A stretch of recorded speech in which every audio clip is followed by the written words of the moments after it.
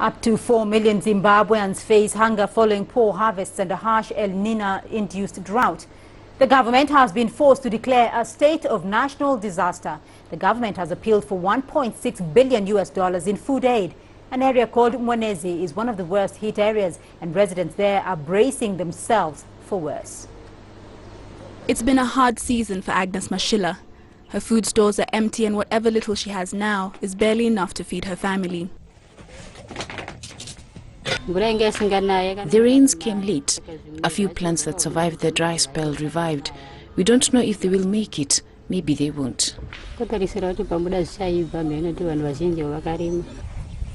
Home to 175,000 people, Mwenezi is among the most affected of the country's 33 districts. By March this year, 4 million Zimbabweans needed food aid, an increase from an initial 3 million. Southern Africa is facing the worst drought in the last century. The harsh conditions have been occasioned by the El Niño phenomenon. We have the rains that we have received recently, but during the first half of the season, most parts of the province did not receive enough rainfall, which was sufficient for meaningful germination. Access to clean water is also a challenge. Women are forced to walk long distances.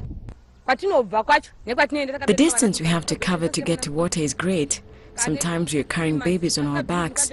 I have had to leave my 3-month-old baby at home. Look how dirty I am.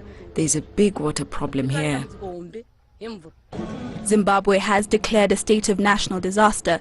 The government has appealed for $1.6 billion in aid to help pay for grain and other food. Aid agencies warn that the lack of water may also result in the spread of diseases. When there is problems with water, then communities tend to use water that is not safe. So communities that are not accessing water will end up having diarrhea, therefore will require treatment. Farmers have already lost cattle and crops and fear the situation will worsen as the year progresses. Catherine Ogunde, CCTV.